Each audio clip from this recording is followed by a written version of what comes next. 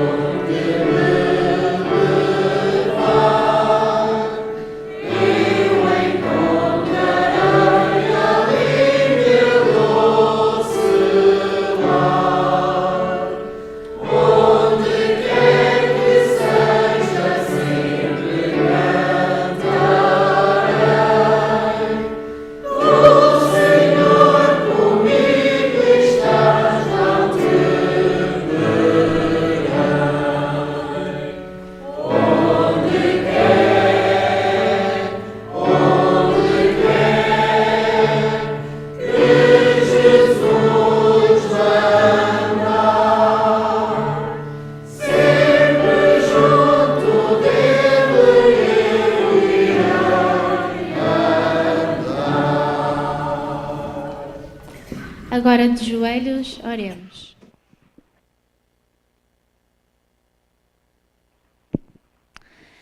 Querido Pai Santo que habitas nos altos céus, Senhor, te agradeço, Pai, por esta boa manhã de sábado que tu nos estás a conceder. Te agradeço por podermos estar aqui na tua santa casa, Pai, por podermos ter tido a vontade nos nossos corações de nos dirigirmos até aqui. Senhor, te venho neste momento te pedir que possas estar aqui presente connosco, Senhor, que possas conduzir os momentos que se vão seguir e que, Senhor, um especial favor que te peço que possas ser também com toda a cerimónia que se está a proceder nas assembleias, Pai, que tu possas ser com todas as pessoas que se dirigem até lá. Vem ser agora com cada um de nós, é tudo o que eu te peço e agradeço em nome de Jesus. Amém.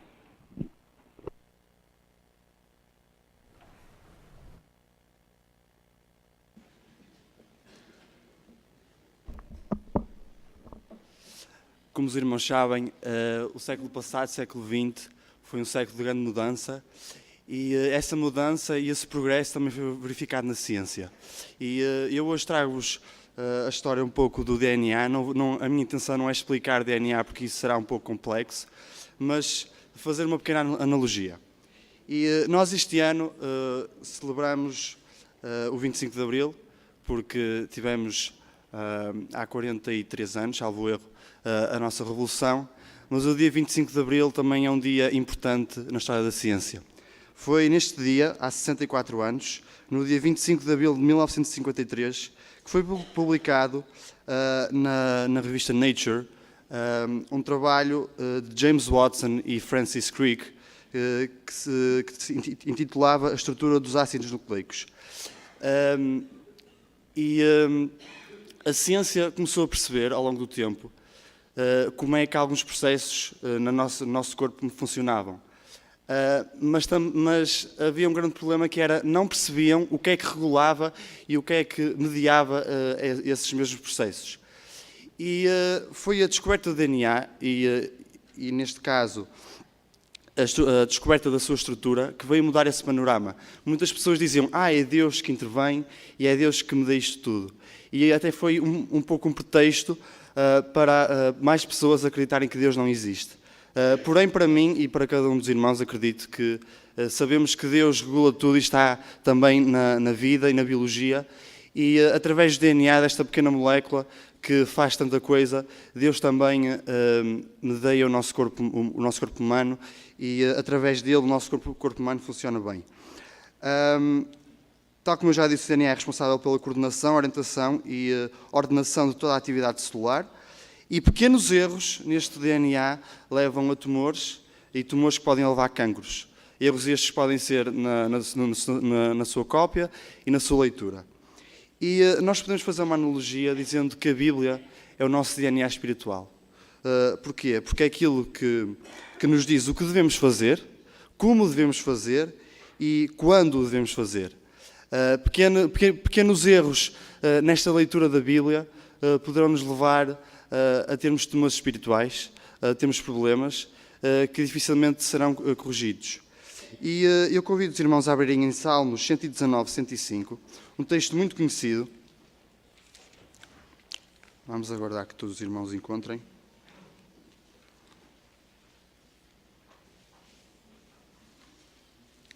Que diz o seguinte: Salmos 119, 105.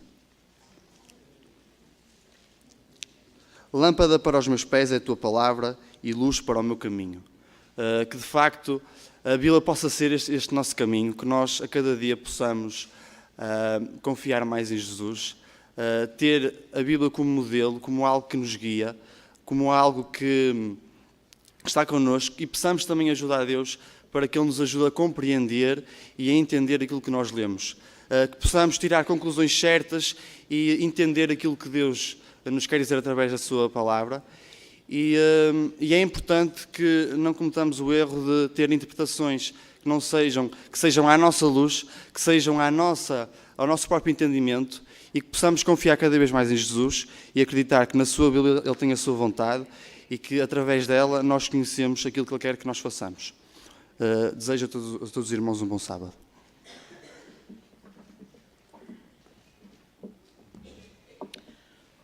Bom, irmãos, chegou a altura de avançarmos para o momento alto da escola sabatina, que é a recapitulação da lição em classes. Esta semana nós estudamos uma lição que não traz novidade nenhuma, não é? Que nos fala, que nos mostra, mais uma vez é uma lição que é um espelho que nos mostra, que nos fala sobre o pecado, sobre a tristeza, sobre a dor, mas também nos dá o outro lado da moeda, não é? Fala-nos de Cristo, fala-nos de esperança, fala-nos de nascer de novo, e nós todos juntos agora em unidade de ação vamos poder partilhar com os nossos irmãos aquilo que de mais impactante ficou na nossa mente esta semana. Portanto, nós teremos até às 10h45, eu peço aos dinamizadores que sejam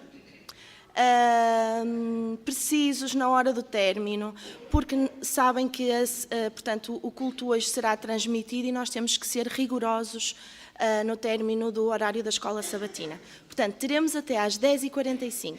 Uma boa lição para todos.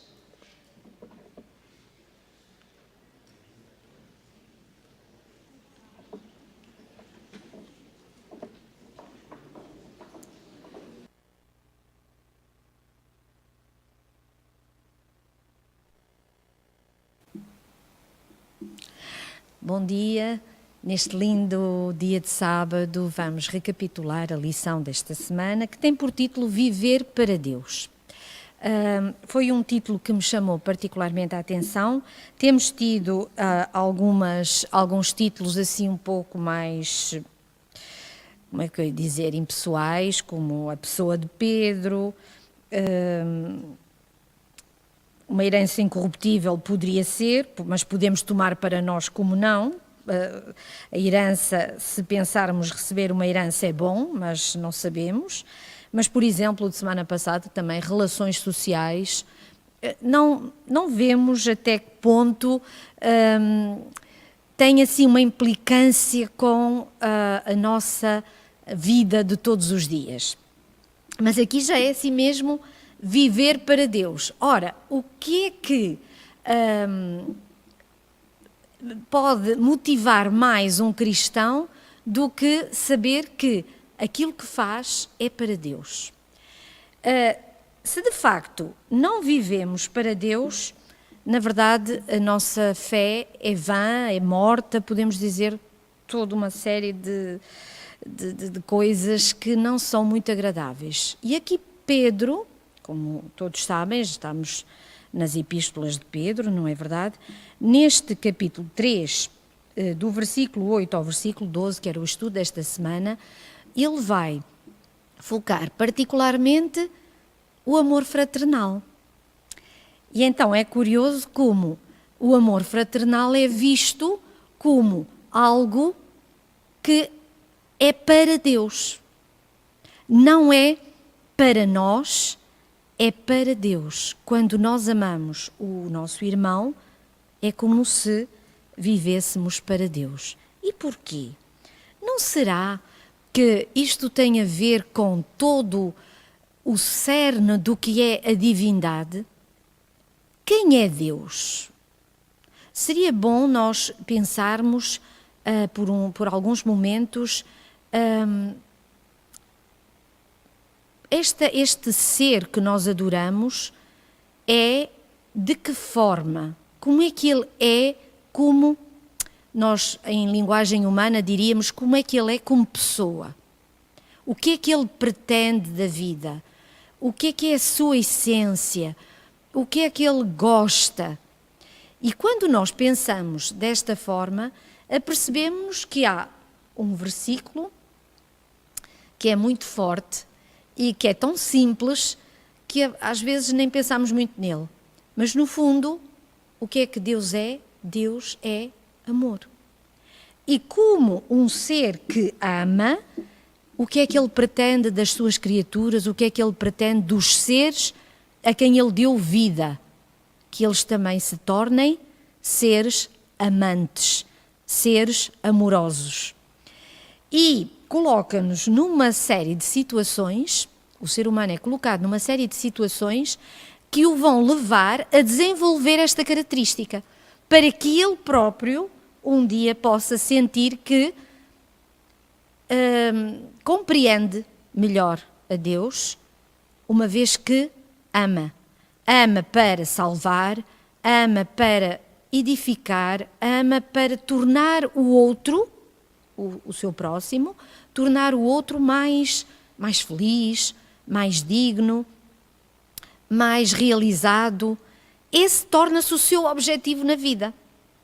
Então, Pedro diz-nos, começando então neste versículo 8, diz, portanto, 1 de Pedro 3, versículo 8, diz, e finalmente, sede todos de um mesmo sentimento. E que sentimento é esse? Compassivos amando os irmãos entranhavelmente, misericordiosos e afáveis. Isto parece assim já um programa muito difícil de alcançar. Mas reparem, quando nos é dito sede de um mesmo sentimento, será que isto quer dizer que nós todos devemos estar todos de acordo, ter todos a mesma ideia? Nós vimos durante a lição desta semana que não se tratava exatamente disso. Todos nós somos diferentes e fomos criados de maneira diferente. Aliás, quando nós olhamos para a natureza, o que é que nós vemos? Que todas as coisas que Deus criou têm as suas peculiaridades, as suas características próprias e que tornam, efetivamente, o ambiente muito mais agradável. Se fosse tudo azul, não tinha graça.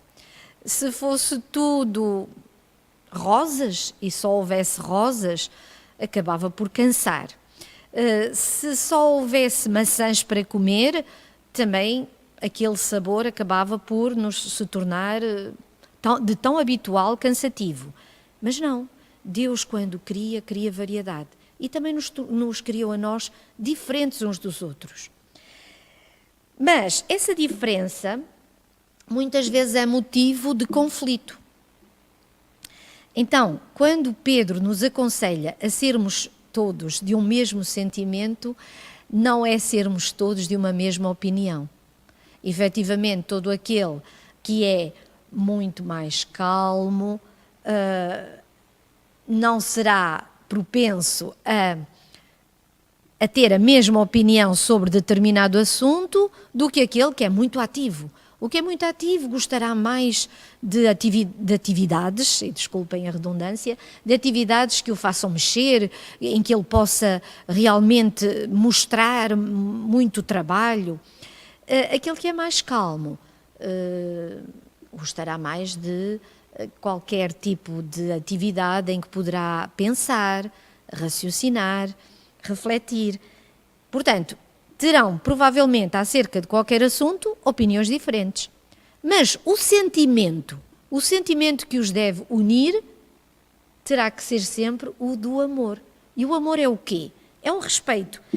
Quando eu estudava a lição, eu lembrei-me que é bom nós definirmos o que é que se entende por amor na linguagem da Bíblia, digamos assim, na linguagem de Deus, o que é o amor. Porque nesta época em que vivemos, esta palavra amor tornou-se assim cheia de significados controversos por vezes e provavelmente até que nem tem muito a ver com aquilo que Deus pretende mostrar-nos, ensinar-nos, pretende que nós atinjamos como estrutura mental, estrutura emocional, não é a mesma coisa que o mundo, ou que as pessoas, quando eu digo o mundo, estou a falar das pessoas em geral. O ser humano, depois destes anos todos a viver sobre esta terra, evoluiu, podemos falar assim, para um conceito de amor que provavelmente está já muito afastado daquilo que Deus entendia como amor. No entanto, o ser humano também tem a capacidade de entender o que é este amor. Porquê? Porque Deus criou-nos com esse desejo de sermos amados, mesmo que nós não saibamos amar dessa forma, todos nós desejamos ser amados da forma como Deus ama. Como é essa forma? Nós desejamos ser amados por aquilo que nós somos, independentemente de estarmos bem vestidos ou mal vestidos, independentemente de sabermos falar bem ou falar de forma mais torta, digamos assim, independentemente de estarmos doentes ou cheios de saúde, é bom ao nosso coração sentir que alguém nos ama de forma incondicional. Isto é, só te amo se tu fores bonito, só te amo se tu fores excelente na escola, só te amo se tu fores uma pessoa muito rica. Não, nós gostamos de ser amados por aquilo que somos. E esse é que é o amor que Deus pretende para as suas criaturas, porque é assim que Deus ama, de uma forma incondicional, de uma forma que aceita a nossa forma de ser, porque Ele nos criou diferentes. Agora, criou-nos diferentes, mas não tortos. E toda a imperfeição que nós tenhamos, e não vamos entrar aqui em imperfeições físicas, apenas nas imperfeições morais, e toda a imperfeição que nós tenhamos pode ser trabalhada, pode ser raspada, digamos assim, por Deus, limada, para que nos tornemos cada vez mais semelhantes ao modelo que Ele pretende que nós tenhamos. E que modelo é este? Quando nos é dito sede de um mesmo sentimento, não é muito difícil, através dos adjetivos que foram aqui utilizados, não é muito difícil vermos que nós não temos esses atributos, mas há um ser que tinha esses atributos. Mesmo em meio a uma vida difícil, Jesus era compassivo, era amante, era entranhavelmente misericordioso e era afável. E ao lembrar-me deste entranhavelmente misericordioso, lembrei-me do episódio da mulher adúltera. Quando é trazida aquela mulher aos pés de Jesus, mas aos pés de Jesus, quer dizer, lançada ali para os pés de Jesus, para que Jesus pronunciasse uma sentença de vida ou de morte. Se pronunciasse de vida, era para o acusar; se pronunciasse de morte, era para o acusar na mesma. E Jesus sabia disso. Por isso, sem dizer palavra, ele escreveu no pó alguma coisa, que nós não sabemos o que é.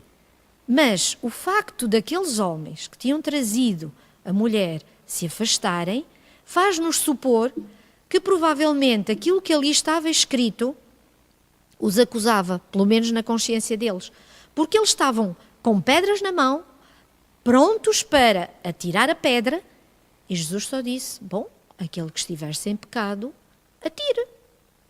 De certa forma, estava a condenar, mas sem dizer atirem. Disse primeiro, se estiverem sem pecado. E logo começou a escrever. Digamos que quem lê nas entrelinhas, o que é que pensa? Começou a escrever os pecados de cada um deles. Não foi entranhavelmente misericordioso o nosso Salvador? Foi, porque não o disse publicamente, cada um deles pôde ver naqueles caracteres ali escritos na areia ou no pó, no chão, digamos assim, o seu pecado e sentir na sua consciência que estava a ser acusado. Ele próprio se acusou e por isso deixou cair a pedra e foi-se afastando, e depois outro e outro e outro. Ele provavelmente nem escrevia os nomes, apenas o pecado, nomear o pecado pelo seu nome.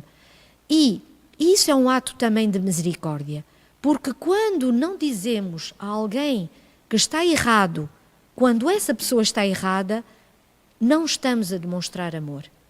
Amor é conduzir alguém à luz. Estás nas trevas, olha só, um bocadinho de luz.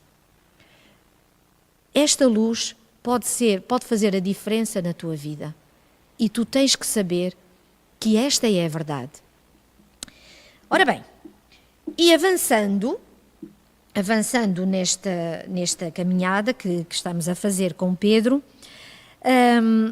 é-nos dito que Cristo padeceu também, não é? E pelos padecimentos de Cristo, vamos recordar o versículo, diz: isto, não tornando mal por mal ou injúria por injúria, antes pelo contrário, bem dizendo, sabendo que para isto foste chamados, para que por herança alcanceis a bênção. Porque quem quer amar a vida e ver os dias bons, refreia a sua língua do mal e os seus lábios não falam engano. aparte-se do mal, fala o bem, busca a paz e siga. E é-nos dito que, desculpem eu continuar a ler mais um bocadinho, porque os olhos do Senhor estão sobre os justos e os seus ouvidos atentos às suas orações, mas o rosto do Senhor é contra os que fazem mal. Ou seja, se a essas pessoas que fazem mal não lhes for dito qual o seu pecado, como é que eles se vão aperceber do erro em questão? Não podem. Por isso este sofrer na carne também se refere a todos os problemas que nós enfrentamos, porque Cristo padeceu, foi mortificado pelo pecado, mas vivificado pelo Espírito, foi vitorioso. Ou seja, Cristo viveu pelo Espírito, Cristo viveu uma vida de vitórias e Ele, quando padeceu, foi para que nós tivéssemos a vitória. Um bocadinho como se, reparem, vamos pegar neste exemplo. Imaginem que eu estou a dever uma conta pesadíssima ao banco. E é tão pesada que eu trabalho e estou a tentar pagar a conta, mas não consigo. E cada vez acrescentam mais juros e cada vez a conta fica maior e eu não consigo. E chega alguém e diz, bom, tu não consegues porque realmente com o salário que tu ganhas isto não dá. Mas olha, está aqui e a conta fica paga de uma vez, com os juros, com tudo. Fica tudo pago, acabou o teu sofrimento. Quem é que sofreu para que isto fosse possível? A pessoa, podemos dizer assim, essa pessoa é maravilhosa e se está a fazer isso é porque tem uma grande conta no banco e para ela não é difícil. Não. Nós que estudamos, e agora vamos para o lado espiritual, nós que estudamos e lemos e podemos imaginar qual foi o sofrimento pelo qual Cristo teve que passar, sabemos que não é bem assim. Não é bem assim. A conta foi dura, muito dura, porque quem estava sem pecado, imaginemos um ser santo, puro, ter que se sujar, conspurcar-se e ter que estar neste ambiente conspurcado, e quando eu digo conspurcar-se, não é que ele tenha pecado, não é isso, mas sofrer a angústia do pecado, porque isso ele teve que o sofrer.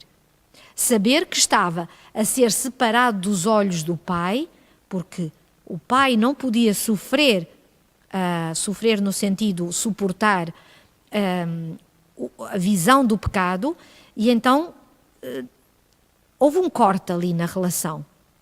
E esse corte ele teve que o sofrer, e de uma forma como ainda por cima estava revestido de humanidade. Imaginem o que é um ser humano quando está a sofrer injustamente. Eu lembro uma vez ter sonhado que me prenderam, porque eu estava a sonhar que cheguei a um sítio e estava uma pessoa morta no chão. E, de repente, no mesmo momento em que eu estava a olhar para aquela pessoa sem perceber, nem sabia que ela estava morta, não é? Ela estava ali, estendida no chão. Nisto chega uma série de pessoas e começaram a acusar-me de que eu a tinha matado. E levaram-me para a prisão. E eu bem que gritava, eu não fiz nada. E naquela aflição acordei, transpirando em suor, porque é uma aflição muito grande realmente sermos acusados de algo que não fizemos. E o preço do pecado caiu todo sobre Cristo, mas isso libertou-nos a nós. Por isso ele sofreu na carne, para que nós não tenhamos que sofrer. E daí é-nos dito que isso é que provoca, e nós deveríamos meditar nisso até que isso entrasse bem na nossa mente. Isso tem que provocar em nós o desejo firme, forte, eu nem sei que outra palavra ainda mais poderia utilizar, de Senhor, eu quero que a minha vida seja toda tua. Eu já não quero ter nada a ver com o pecado. Isso não quer dizer que vamos deixar de ter a natureza pecadora. Isso só quer dizer que somos nascidos de novo. E o nascido de novo é isto mesmo. É odiar o pecado para passar a desejar apenas o bem, apenas o puro, apenas o amor.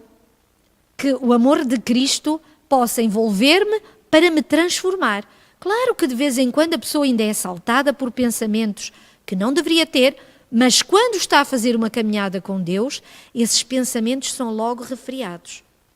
Porque o Espírito Santo chama a atenção e aquele que está completamente rendido ao amor de Cristo ajoelha-se e luta para que esses pensamentos sejam retirados da sua vida e que ele possa novamente ter pensamentos puros, pensamentos sãos, pensamentos de perdão. Reparem, a luta contra as tendências adquiridas e os traços de caráter é este nascimento de novo. É uma luta muito forte, porque realmente, depois de tantos anos de pecado, e muitas vezes nós não nos apercebemos até que ponto nós estamos formatados pelo pecado, formatados pela cultura em que fomos criados, em que fomos educados, e há coisas que até nos parecem naturais, e quanto mais nos aproximamos do modelo que é Cristo, quanto mais o contemplamos na beleza das suas atitudes, das suas palavras, dos seus gestos, a forma como ele lidava com os outros, tanto mais nos apercebemos de pequenas coisas que é preciso retirar, que é preciso pedir a Deus que nos tire da nossa vida.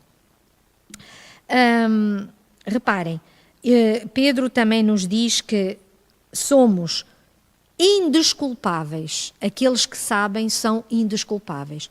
Por isso, não é bom, não é razoável que continuemos com estes pecados da carne. Não é razoável que continuemos a satisfazer os desejos da carne. Que ele fala de uma série de tendências. Reparem no capítulo 4, quando, a partir do versículo 3, nos é dito: porque é bastante que no tempo passado da vida fizéssemos a vontade aos gentios, andando em dissoluções, concupiscências, borracheiras, glutonarias, bebedices e abomináveis idolatrias.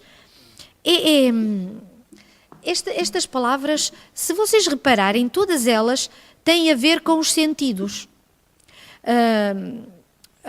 Bebedices, borracheiras, portanto, o gosto pelo vinho, mas também poderíamos pensar nas glutonarias, portanto, o gosto por satisfazer sempre o apetite de forma indiscriminada, mesmo quando já sabemos que já não precisamos de comer, continuar a comer. É um pecado contra nós mesmos, porque esse pecado nem está a prejudicar o próximo, está a prejudicar-nos a nós mesmos. E, em última análise, prejudica também a nossa relação com Deus. Porquê? Porque como é que Deus vai falar a uma mente que fica embrutecida? Não é possível. Quando nós deixamos que todas aquelas coisas... A concupiscência, o que é concupiscência? São desejos carnais que a nossa mente, se estiver liberta do pecado, reconhece como errados. Mas se a nossa mente continua mergulhada no pecado, vai ter esses desejos e, ainda por cima, vai ter o desejo muito forte de os satisfazer.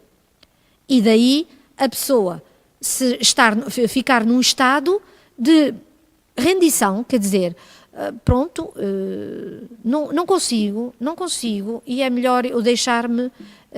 E realmente nós não conseguimos, por nós mesmos não conseguimos.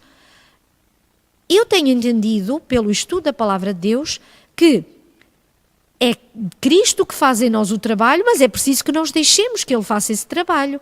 E para que nós deixemos que Ele o faça, nós temos que nos aproximar dEle. Cristo não pode fazer esse trabalho em nós se nós, durante todo o dia, não tivermos um pensamento para Deus, não tivermos 2 palavras a dizer-lhe, 3 minutos para o ouvir, 4 horas estudando a sua palavra, e eu estou a sorrir porque imagino que muitos de nós não passarão 4 horas no estudo e na meditação da palavra de Deus, mas efetivamente não seria mau de todo. E quando Jesus se levantava muito cedo e estava, sei lá, 3, eu vou dizer 3, 2 horas em oração, ele precisava daquela comunhão com o Pai para depois enfrentar um dia de trabalho, um dia em que já não seria...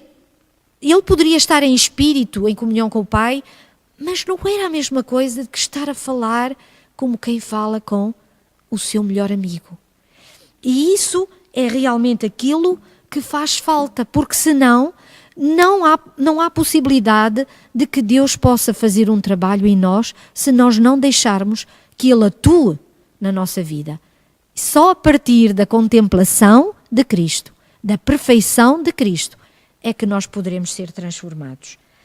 Por isso, reparem como todos aqueles pecados que são falados na lição de quarta-feira tiveram a ver com David olhou e cobiçou Batseba. Em 1 Coríntios tínhamos o caso daquele que cobiçava, enfim, tudo relações ilícitas. Reparem que tinha tudo a ver com os sentidos. E é pelos sentidos que nós nos traímos. O que é que isto quer dizer? Eu sei que já está a hora adiantada e vamos ter que concluir, mas é assim, reparem, os sentidos fazem com que nós desejemos o que vai ser errado para nós, mas eles foram-nos dados também por Deus para que apreciemos o belo, para que saboreemos, por exemplo, aquela textura de uma pera saborosa, para que o aroma de uma flor nos encha completamente quando cheiramos. Todas estas capacidades foram-nos dadas por Deus para que a vida fosse bela, e Satanás levou-nos a deturpar esses sentidos para que depois só apreciemos aquilo que nos vai fazer mal, porque depois isso tudo leva-nos cada vez para mais baixo, cada vez para mais longe de Deus. E então queria concluir com a última parte: o amor cobre tudo. O que é que isto quer dizer? E aqui, de certa forma, estou a voltar ao início. Lembram-se quando eu disse que é bom que nós tenhamos a noção de que tipo de amor é que estamos a falar. Porque quando Pedro nos diz que o amor cobre multidão de pecados, já Cristo tinha dito que aquele que ama, ser-lhe-ão perdoado, muito lhe será perdoado àquele que muito amar. Porquê? Será muito amar ter muitos amantes? Ou ter muitos maridos? Ou ter muitos filhos, e então como eu amo muito os meus filhos, então isso é muito amor? Não. Muito amar é aquilo que Cristo fez por nós. Nós também somos capazes de dar a nossa vida por aqueles que nos traem, porque se calhar por aquele que nos ama, se calhar até daríamos a nossa vida por um filho, daríamos a nossa vida pelo nosso cônjuge. Eu acredito que sim. Mas dar a nossa vida por aquele que nos atraiçoou, por aquele que nos apunhalou, Pois é, esse é o tipo de patamar a que Deus nos chama. É um amor desses, um amor incondicional, um amor sem cálculos, igual para todos, seja bonito, seja feio, seja rico, seja pobre, seja doente, seja saudável, que o amor seja sem condicionalismos, que o amor seja princípio na nossa vida, assim como é para Deus. Peço a Deus que nos ajude a entender o quão necessitados somos da sua graça para crescermos desta forma que nos torna maravilhosos, que nos torna iguais àquela criatura que um dia Deus criou no Éden.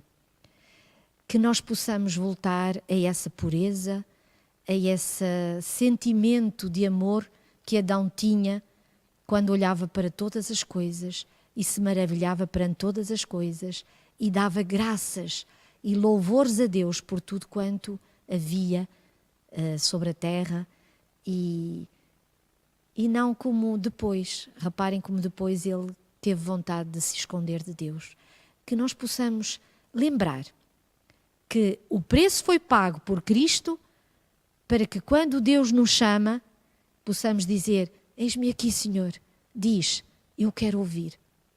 Que esta possa ser a nossa experiência no nosso dia-a-dia. Amém. Bom dia. Neste lindo dia de sábado, vamos recapitular a lição desta semana, que tem por título Viver para Deus.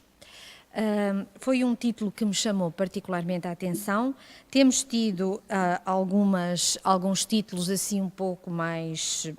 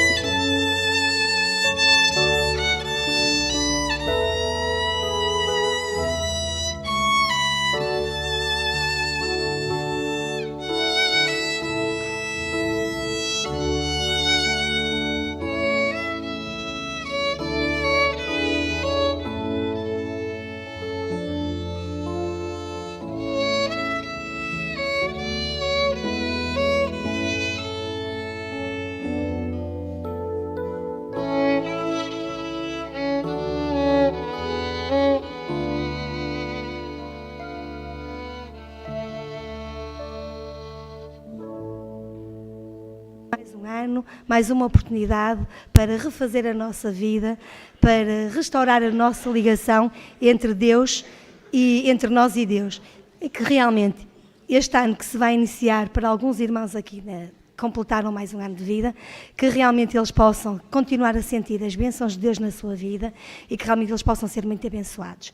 E eu ia pedir, se pudessem pôr a lista dos aniversariantes, e à medida que eu for lendo, eu agradecia que os irmãos que completaram mais um ano de vida se dirigissem aqui à frente, porque temos uma pequena lembrança para vos entregar, assim como também convidamos algum irmão que por acaso não esteja ali o nome, ou alguma visita que se encontre no nosso meio e que tenha feito anos no mês de abril, que façam o favor então de se dirigir aqui à frente.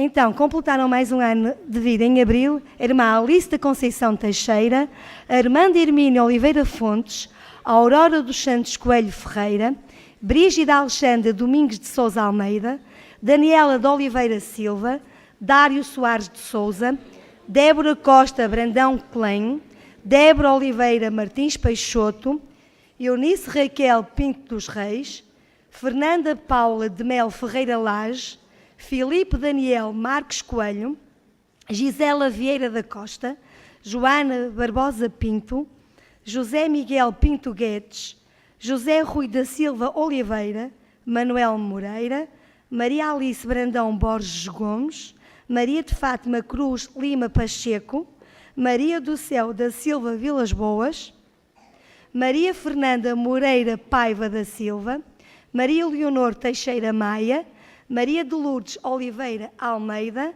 Maria Manuela de Moura Ferreira, Mónica Fátima Gonçalves Ferreira Coelho, Paulo Oliveira Pinto, Pedro Filipe da Maia Ferreira, Sandra Raquel Domingos de Sousa Almeida, Tânia Sofia de Oliveira Laranjeira, Tiago José Matos de Sousa e Tiago Macedo da Silva. Pela lista que eu li, puderam constatar que realmente uma boa parte dos nossos irmãos, e temos aqui a presença deles, realmente uma boa parte completaram anos em abril. Que Deus os possa abençoar grandemente na vossa vida. É o nosso desejo. Podem se sentar.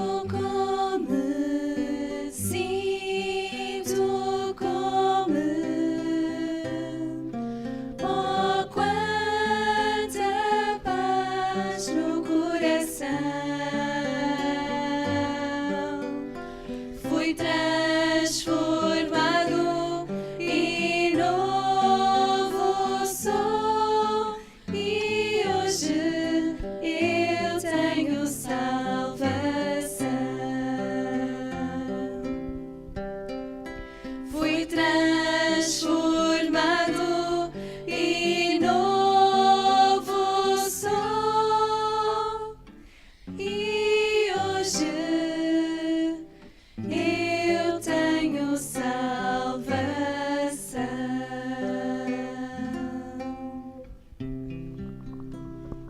Amém.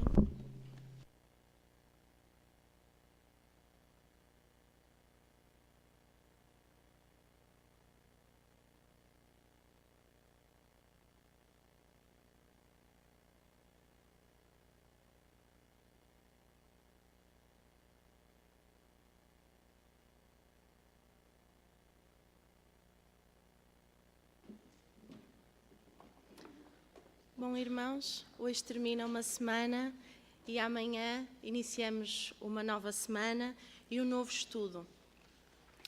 A lição que nós iremos estudar esta semana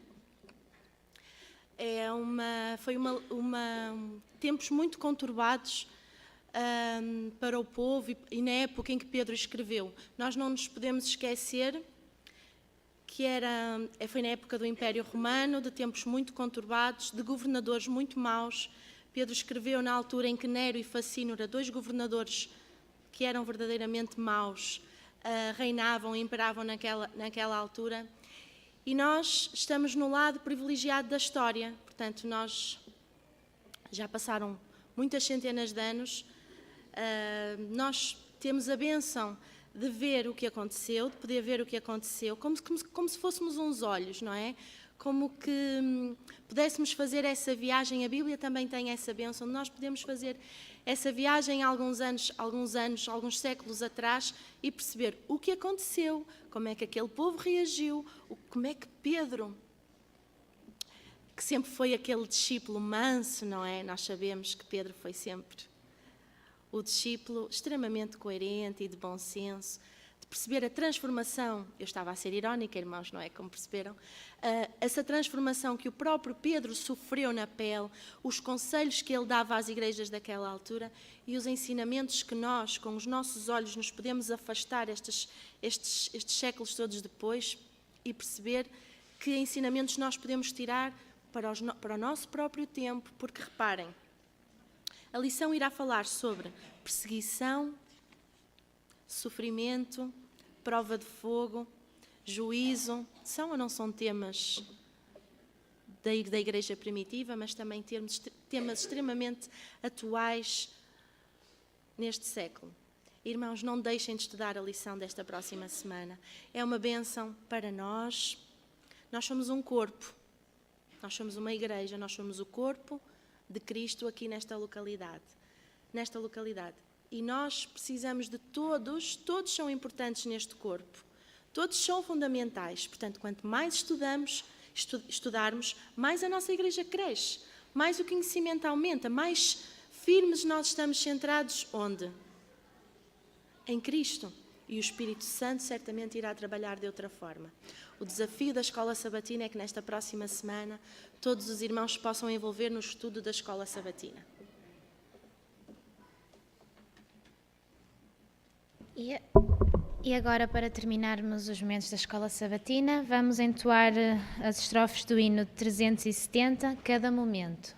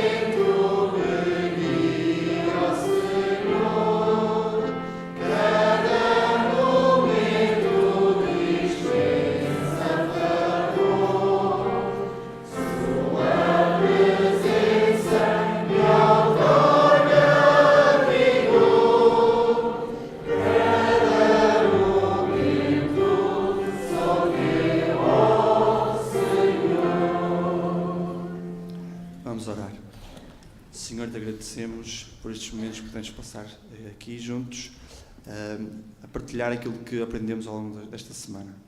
Te pedimos que possas ficar com o resto dos serviços que ainda se vão realizar aqui na tua casa. Peço uma bênção especial para a transmissão, que possa tudo correr bem e que possamos aprender a mensagem que tu tens preparada para nós. Fica connosco neste momento e também dá-nos uma boa semana em nome de Jesus. Amém.